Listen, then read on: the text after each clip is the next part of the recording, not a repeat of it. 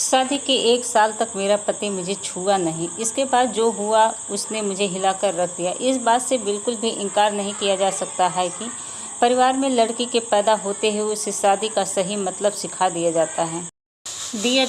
मुझे भी बचपन में यही सिखाया गया था कि शादी एक पवित्र बंधन है जिसे हर कीमत पर संजो कर रखना चाहिए। शायद ऐसा इसलिए भी क्योंकि मेरे माता पिता और भाई बहनों की मैरिड लाइफ बहुत ज़्यादा खुशहाल थी। यही एक वजह भी है कि मैं इस तथ्य पर विश्वास करने लगी थी कि जिससे भी मेरी शादी होगी उसके साथ मैं कम से कदम मिलाकर चलूँगी। लेकिन मेरे साथ ऐसा नहीं हुआ। समय के साथ मुझे समझ आया कि कैसे हम दूसरों की खुशियों की परवाह करते हुए खुद की खुशी को दांव पर लगा देते हैं।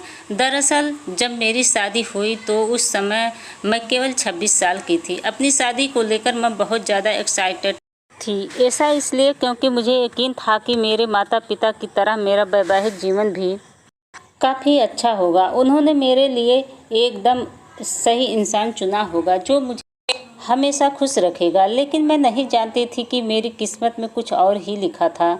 शादी से पहले मैं अपने होने वाले पति से 1-2 बार मिली थी। वह काफ़ी शर्मीला और शिष्ट था। उसे देखकर मुझे यही लगा कि वह मेरे लिए एकदम परफेक्ट है। मैं अपने फैसले से काफ़ी ज़्यादा संतुष्ट थी। मेरे पिता ने भी मेरी शादी बहुत अच्छे से की थी। लेकिन शादी की पहली रात मेरे साथ कुछ ऐसा हुआ जिसने मेरी ज़िंदगी को बुरी तरह से हिलाकर रख दिया। सभी जानते हैं कि शादी की रात कितने मायने रखती है। इस अनुभव को यादगार बनाने के लिए मैंने खुद की तैयारी कर रखा था। मेरे पति अंदर आए, बैठे और मुश्किल से कुछ मिनट ही मुझसे बात की। उन्होंने यह कहकर बात खत्म कर दी कि वह थक गए हैं। मैंने भी यही सोचा कि शादी की रस्मों के कारण थकान हो गई होगी, इसलिए मैंने भी इस बात पर ज़्यादा रिएक्ट नहीं किया। मेरी शादी को 1 सप्ताह बीत चुका था और मेरे पति ने मुझे अब तक छुआ तक नहीं था। मुझे कुछ अजीब सा लग रहा था। लेकिन मैं अपनी तरफ से पहल नहीं करना चाहती थी। ऐसा क्योंकि मैं भी बहुत शर्मीली स्वभाव की हूँ। वैसे तो वह बहुत सभ्य व्यक्ति था, लेकिन एक चीज़ जो मुझे बार बार परेशान कर रही थी वो यह है कि उसे मेरे साथ फिजिकल होने में कोई दिलचस्पी क्यों नहीं थी। यही नहीं, जैसे जैसे समय बीतता गया उसके साथ रहकर मुझे ऐसा लगने लगा था वह मेरे पति बनने के बजाय दोस्त बना रहना ज़्यादा पसंद करते हैं। महीने बीतते गए, वैसे ही मुझे हर रोज़ एक नई चीज़ का अनुभव होने लगा। लेकिन अब भी हमारा न्यू कपल वाली फीलिंग नहीं थी। ऐसा लग रहा था कि शादी करना और इसे बनाए रखना इनकी मजबूरी बन गई थी।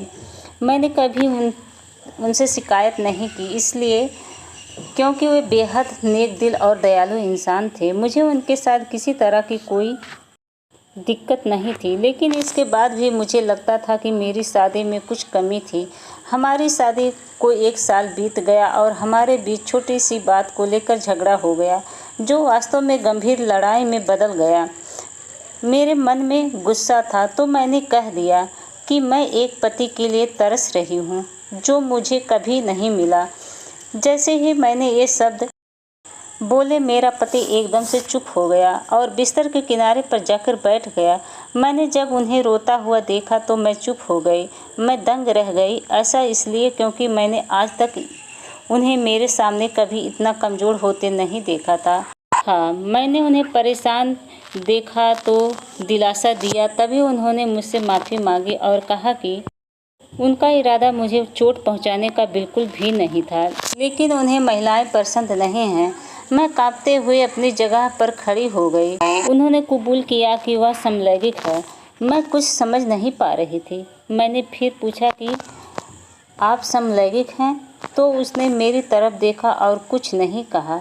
मैं यही सोच रही थी कि मेरी शादी बस एक दिखावा थी। मैं बिस्तर पर चुपचाप लेट गई और हकीकत से भागने के लिए सोने की कोशिश करने लगी।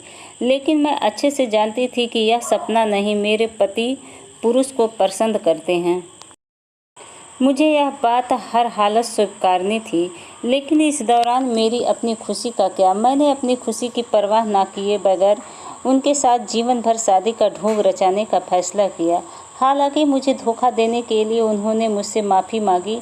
उन्होंने कहा वह सब कुछ मुझे बताना चाहते थे, लेकिन उन्हें लगा कि वैवाहिक जीवन में व्यस्त होने के बाद शायद वह बदल जाएंगे, लेकिन ऐसा नहीं हुआ।